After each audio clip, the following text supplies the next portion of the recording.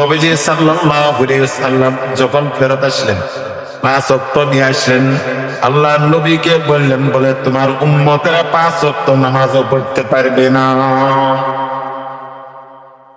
আল্লাহর নবী মুসা পয়গম্বরকে ডাক দিয়ে বলেন, ও পয়গম্বর, আমার এখন লজ্জা লাগতেছে, আমি আল্লাহ তাআলার কাছে যাব না। আমার যদি যাই, আমার চোখে লজ্জা লাগতেছে, আমি আর ফেরত যাইতে পারবো না। মান আল্লাহ তাআলা ডাক দিয়ে বলে, ও হাবিব, আপনার উম্মতেরা যদি 5 ওয়াক্ত নামাজ আদায় করে, আমি আল্লাহ তাআলা 50 ওয়াক্তের সওয়াব তার আমলনামায় দিয়ে দেব। সুবহানাল্লাহ। আল্লাহর কথা কোনোদিন রদ বদল হয় না। আল্লাহ 50 ওয়াক্ত দিছে, 50 ওয়াক্তই থাকবে। আল্লাহ বলেছেন, বলে আমি 50 ওয়াক্ত দিছি, 50 ওয়াক্তই থাকবে। তোমার উম্মতেরা 5 ওয়াক্ত আদায় করলে 50 ওয়াক্ত সওয়াব পাবে। সুবহানাল্লাহ। নবীজি সাল্লাল্লাহু আলাইহি ওয়াসাল্লাম যখন ওখান থেকে ফেরত আসতে আরম্ভ করলেন, প্রথম আসমানে পার হয়ে আসলেন। কিছু দূর আসার পরে যখন একটা ব্যবসায়ী কাফেলা দেখলেন, ওই ব্যবসায়ী কাফেলা মক্কা জমিন থেকে কাফের মুশরিকরা ব্যবসার উদ্দেশ্যে সিরিয়ায় গিয়েছিল। ওই সিরিয়ায় যাওয়ার পরে বুরাক আসতেছেন, বুরাকের আওয়াজ শুনে এই ব্যবসায়ী কাফেলার সমস্ত ঘোরাঘুরি আওয়াজ শুনে দৌড়ায় ছোটাছুটি করে এক এক দিকে ছুটে গেলেন। এক একটা দড়ি ছিঁড়ে ছিঁড়ে এক দিকে দৌড়ায় দৌড়ায় পালায় গেল। বুরাকের এত আওয়াজ ছিল, বুরাকের আওয়াজ শোনার পরে এইভাবে দৌড়ে দৌড়ে পলায়ন করতে আরম্ভ করলেন। আবার কিছু দূর আসলেন, কিছু দূর আসার পরে আরেকটা ব্যবসায়ী কাফেলা দেখলেন। তারা খুব বেচাকিনিতে খুব মগ্ন ছিল। ওই সময় নবীজি সাল্লাল্লাহু আলাইহি ওয়াসাল্লামের খুব পানির পিপাসা লেগেছিল। আর ওদের মশকের ভিতরে, মশক এক কলসি পানি ছিল। কলসকে মশক বলা হয় আরবিতে। মশক, এক মশক পানি ছিল। ওই পানিগুলি নবীজি পান করে আসলেন। আসার পরে নামাজ পড়লেন, ফজরের নামাজ আদায় করলেন। আদায় করে যখন কাবা চত্বরে বসা ছিলেন, বলবো সব্বাস অনুযায়ী নবীজি সাল্লাল্লাহু আলাইহি ওয়াসাল্লাম এইভাবে সাহাবীদেরকে নিয়ে আলোচনা করতেছিলেন। ইতিমধ্যে আবু জাহেল আসলেন। আবু জাহেল নবীজি সাল্লাল্লাহু আলাইহি ওয়াসাল্লামকে ডাক দিয়ে বলল, মুহাম্মদ ইবনে আব্দুল্লাহ, তোমার আজকে কোনো নতুন কথা আছে কিনা?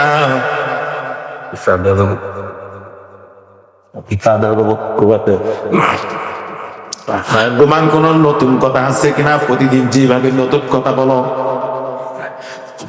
নবীজি সাল্লাল্লাহু আলাইহি ওয়াসাল্লাম ডাক দিয়ে বলেন, ও চাচা, আজকে যে নতুন কথা রয়েছে, এই কথা যদি আপনি শুনেন তাহলে তো পাগল হয়ে যাবেন। সুবহানাল্লাহ।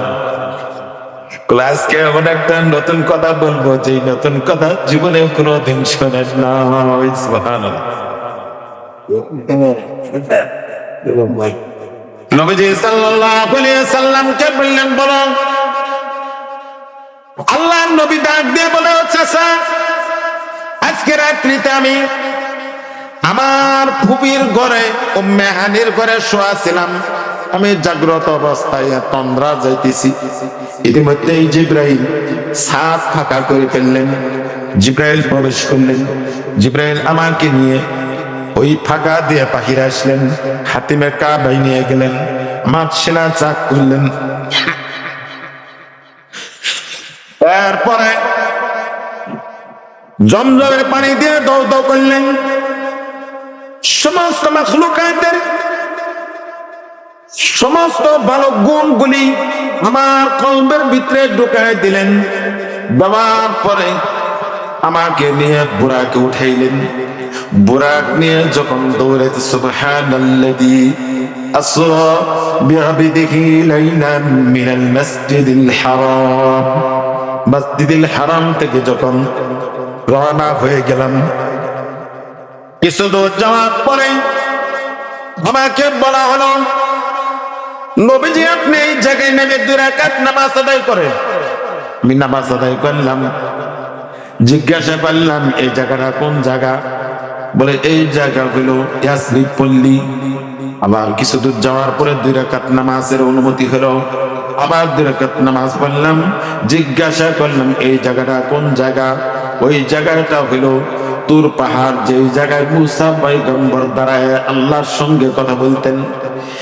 এরপর আবার কিছু দূর যাওয়ার পরে আবার 2 রাকাত নামাজের অনুমতি হলো। ওই জায়গায় 2 রাকাত নামাজ আদায় করলাম। সেখানেও জিজ্ঞাসা করলাম এখানে এই জায়গাটা কোন জায়গা? বললাম বলে এটা ঈসা পয়গম্বরের জন্মস্থান। তারপরে বাইতুল মুকাদ্দাসে গেলাম, নামাজ পড়াইলাম। আমাকে আল্লাহ তাআলা ডাক দিয়ে বলে, ও হাবিব, এতদিন তো আপনি ছিলেন মুহাম্মদুর রাসূলুল্লাহ সাল্লাল্লাহু আলাইহি ওয়াসাল্লাম। আমি যখন সমস্ত নবীগণকে পিছনে রেখে আমি যখন ইমামতি করলাম, মহান আল্লাহ তাআলা আমার নামের উপাধি দিলেন। আমাকে নবীগণের সর্দার, সমস্ত নবীগণের ইমাম, ইমামুল মুরসালিন নামে উপাধি দিলেন, নবীদের ইমাম। সুবহানাল্লাহ। এরপরে প্রথম আসমানে গেলাম, দ্বিতীয় আসমানে গেলাম, তৃতীয় আসমানে গেলাম, চতুর্থ আসমানে গেলাম, পঞ্চম আসমানে গেলাম, ষষ্ঠ আসমানে গেলাম। সমস্ত আসমানগুলি ব্যাত করে সিদরাতুল মুনতাহা, এই কথা হলো জান্নাত জাহান্নাম পরিদর্শন করলাম। এরপর ওখান থেকে আসলাম যেই জায়গায় নামাজ পড়তেছি, ওযু করলাম, সেই জায়গায় আমি এসে দেখি পানিগুলি এখনো গড়াইতেছে। সুবহানাল্লাহ। নবীজি কোথাও শান্তভাবে বসতে পারতেছেন না। সাহাবায়ে কেরাম জিজ্ঞাসা করলেন, ইয়া রাসূলুল্লাহ সাল্লাল্লাহু আলাইহি ওয়াসাল্লাম, আপনি এরকম করতেছেন কেন? আল্লাহর নবী বললেন, নিশ্চয় আমার কলিজার টুকরা সন্তানদের উপর কোন নির্যাতন চলতেছে। রুকাইয়া যখন মক্কা থেকে মদিনার দিকে হিজরত করতে আরম্ভ করলেন, ঘোড়ার পিঠে চড়ে যখন মদিনার দিকে যাইতেছিলেন, আবু লাহাব ডাক দিয়ে বলে, ও মা সন্তানেরা, তোমরা তার উপর এমন বর্ষা মারো যেই বর্ষার আঘাতে এরা মৃত্যুবরণ করবে, কিন্তু তোমাদেরকে কোনো দোষী করতে পারবে না। বর্ষার আঘাত এমন বড় আঘাত করলো, রুকায়ার গর্ভ থেকে সন্তানটা প্রসব হয়ে গেল। মৃত্যু সন্তান দুনিয়াতে আগমন করলেন। ওই ঘোড়াটা মা অসুস্থ হয়ে গেলেন, জ্ঞান হারা হয়ে গেছেন। ঘোড়াটা পা দিয়ে মরুভূমির বালিগুলি সরায় ওই বাচ্চাটাকে মাটির নিচে রেখে আবার বালু দিয়ে ঢেকে রাখলেন। ঘোড়া এইভাবে রাখলেন। কিন্তু কিছুক্ষণ পরে আবার ঘোড়ার উপরে উঠে, জ্ঞান ফেরার পরে ঘোড়ার উপরে উঠে মদিনা উপকণ্ঠে যখন গেলেন, নবীজি সাল্লাল্লাহু আলাইহি ওয়াসাল্লাম কিছু দূর থেকে দেখেন একটা ঘোড়া আসতেছে, ঘোড়ার উপরে এরকম গদি দেওয়া। দেখেন তার ওনার কেউ না, ওনার কন্যা রুকাইয়া নবীজিকে দেখে নবীর কোলের ভিতরে এমন ভাবে পড়ে গেলেন, বাবা আমার তো মৃত্যু সজ্জায়, আমি তো আর পট করতেছি।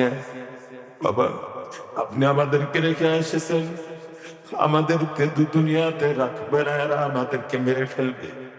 এই কারণে আমরা হিজরত করার ইরাদা করেছি। মাঝখানে এইভাবে আমাদেরকে মারপিট করেছে। ঘরে নিয়ে গেলেন, সেবা শুশ্রূষা করলেন। ইতিমধ্যে বদরের জন্য যুদ্ধের তামামা শুরু হয়ে গেল। বদরের যুদ্ধে যাবেন প্রস্তুতি নিয়েছেন। আল্লাহর নবী মুহাম্মদুর রাসূলুল্লাহ সাল্লাল্লাহু আলাইহি ওয়াসাল্লাম মেয়ের কাছে গেলেন, মেয়েকে যায় বললেন, মা আমি তো যুদ্ধে যেতে হয়, তুমি তো অসুস্থ, তোমাকে রেখে কেমনে যাই? মেয়ে জিজ্ঞাসা করলেন, বাবা আপনি যুদ্ধে যান, কোনো সমস্যা নাই, মহান আল্লাহ তাআলা আপনাকে বিজয় দান করুন। সুবহানাল্লাহ। এই কথা বলে নবীজি দরজার কাছে গেছেন। ইতিমধ্যেই উনি ইন্তেকাল করেছেন।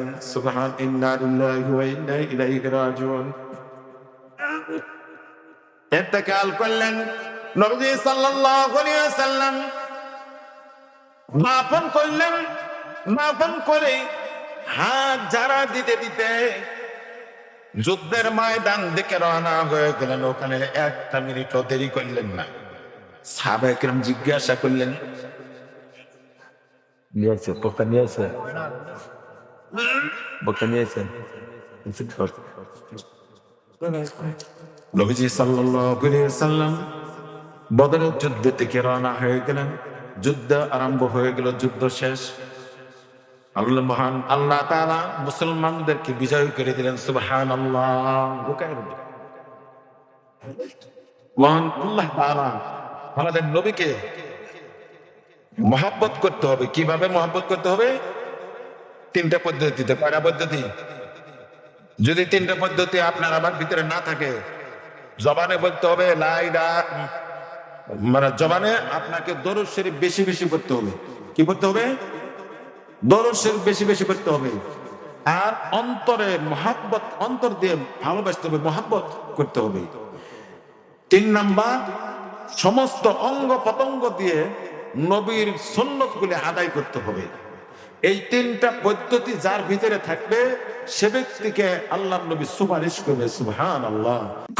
মসজিদুল আকসা পর্যন্ত ভ্রমণ করেছে। ওখান থেকে প্রথম আসমানে গিয়েছে, দ্বিতীয় আসমান, তৃতীয় আসমান, 7 তবক আসমান বেদ করে সিদরাতুল মুনতাহা গিয়েছে, আরশ মুআল্লা গিয়েছে, জান্নাত জাহান্নাম পরিদর্শন করেছে।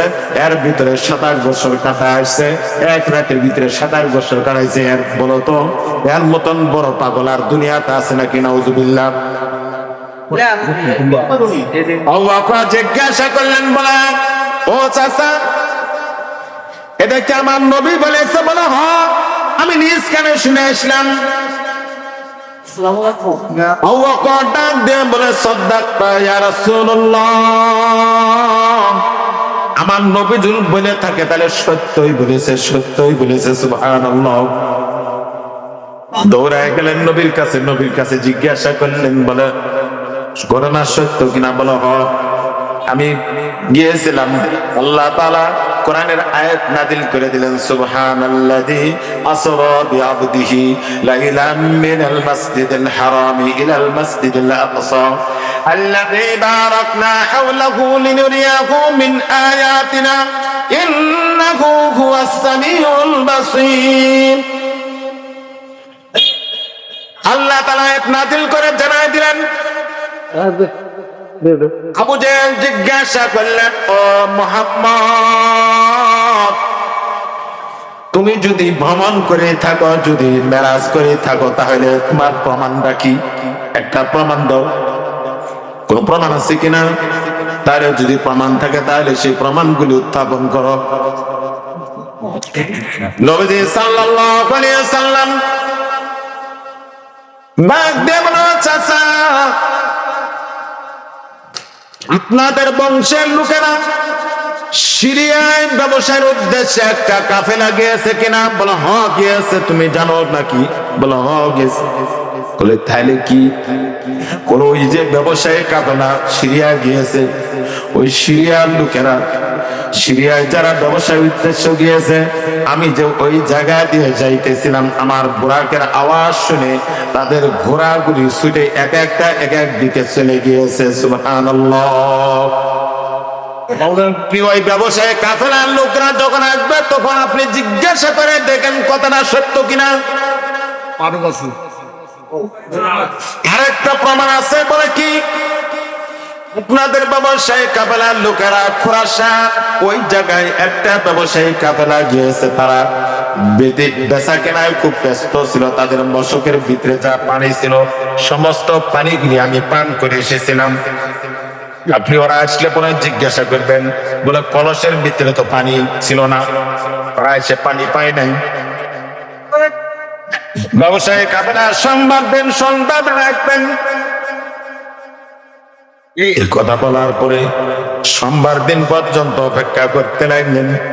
সোমবারের দিন সন্ধ্যা হয়ে যায়, কিন্তু ব্যবসায়ী কাফেলা আসে না। আল্লাহ নবী সিজদা করে আল্লাহর দরবারে ফরিয়াদ করে, আল্লাহ আজকে যদি তোমার ব্যবসায়ী কাফেলার লোকরা যদি সন্ধান আগে না আসে, তাহলে আমি তো মিথ্যা নবী হয়ে যাব। আল্লাহ তাআলা ডাক দিয়ে বলে, ও আমার হাবিব, আপনি চিন্তা করবেন না, যতক্ষণ পর্যন্ত ব্যবসায়ী কাফেলা না আসবে ততক্ষণ পর্যন্ত সূর্য অস্ত হয়ে যাবে না। সুবহানাল্লাহ, সূর্য অস্ত হয়ে যাবে। কিছু দূর দেখা যান, 2 ঘন্টা 3 ঘন্টা পেরিয়ে যান, সূর্য অস্ত হয়ে যাবে। সামান্য কিছু বাকি রয়েছে, কিন্তু 2 ঘন্টার ভিতরেও সূর্য অস্ত হয়ে যায় না। ইতিমধ্যেই ব্যবসায়ী কাফেলা আসলেন। ব্যবসায়ী কাফেলার লোকদেরকে জিজ্ঞাসা করলেন, ও ব্যবসায়ী লোকেরা, তোমাদের ঘোড়া এমন একটি আওয়াজ শুনেছিল কিনা? তোমরা কোন আওয়াজ শুনতে পেয়েছিলে কিনা ব্যবসার সময়? বলো হ্যাঁ। ও আবু জাহেল, তুমি কেমনে জানলা? বলা, আগে বলো কথা সত্য কিনা। বললে, বলো হ্যাঁ। কি জানি একটা আওয়াজ আসলো, যে বিকট আওয়াজের কারণে সমস্ত ঘোড়াগুলি ছুটে সব এক একটা এক একদিকে দৌড়ায় চলে গেলেন। আমরা কোনো আওয়াজ পাইলাম, কিন্তু এই আওয়াজ কিসের আওয়াজ আমরা বুঝতে পারি নাই। বলে, এটা তার কাছে শুনলাম। বলে, মুহাম্মদ বলেছে। মুহাম্মদ নাকি মেরাজে গিয়েছিল, বুরাকের আওয়াজ ছিল। ব্যবসায়ীর সমস্ত লোকেরা মুহাম্মদুর রাসূলুল্লাহ সাল্লাল্লাহু আলাইহি ওয়াসাল্লামের কাছে গেলেন, জিজ্ঞাসা করলেন, বলে, ও নবী মুহাম্মদ, আপনি নাকি মেরাজে গিয়েছিলেন? বলো হ্যাঁ। তোমরা কি বুঝো নাই? আমি যখন বুরাক দিয়ে আসতেছিলাম, আসার সময় বুরাকের আওয়াজ শুনে তোমাদের ঘোড়াগুলি ছুটি এক একটা এক এক দিকে দৌড়ায় চলে গিয়েছিল। তোমরা বুঝতে পারো নাই? ওটা আমার বুরাকের আওয়াজ ছিল। সব ব্যবসায়ী লোকেরা নবীজি সাল্লাল্লাহু আলাইহি ওয়াসাল্লামের হাতে ধরে মুসলমান হয়ে গেলেন। সুবহানাল্লাহ বলবেন না? হাতে ধরে মুসলমান হয়ে গেলেন। ইতিমধ্যেই দ্বিতীয় কাফেলা আসলো। দ্বিতীয় কাফেলাকে জিজ্ঞাসা করবে, আবু জেহেল এখন উপস্থিত করতেছে। আগের ব্যবসায়ী কাফেলা জিজ্ঞাসা করে ওকে মুসলমান বানাই দিছি, এখন যদি এটা জিজ্ঞাসা করি, এটাও কি হবে? মুসলমান হয়ে যাবে। এখন উপস্থিত করি, তারপরেও জিজ্ঞাসা করছি প্রমাণ পাওয়ার জন্য। জিজ্ঞাসা করছি, ও ব্যবসায়ী লোকেরা, তোমরা কি কলসের ভিতরে পানি রেখে গিয়েছিলে? সেই পানিগুলি কি পরে আসে পেয়েছিলে? বলে, হ্যাঁ, আমরা তো পানি পাই নাই আসি। সেটা তুমি কেমনে জানলা? তুমি তো জানার কথা না, তুমি তো বাড়িতে ছিলা। আমরা ছিলাম এখান থেকে অনেক দূর খোরাসান, তুমি সেই কথা তুমি কেমনে জানলা? বলে না বলে না বলে না করতে করতে কিছুক্ষণ পরে এক লোকে বলে ফেললো, মুহাম্মদ বলেছে। দৌড়ায় গেলেন মুহাম্মদুর রাসূলুল্লাহ সাল্লাল্লাহু আলাইহি ওয়াসাল্লামের কাছে। নবীজি সাল্লাল্লাহু আলাইহি ওয়াসাল্লাম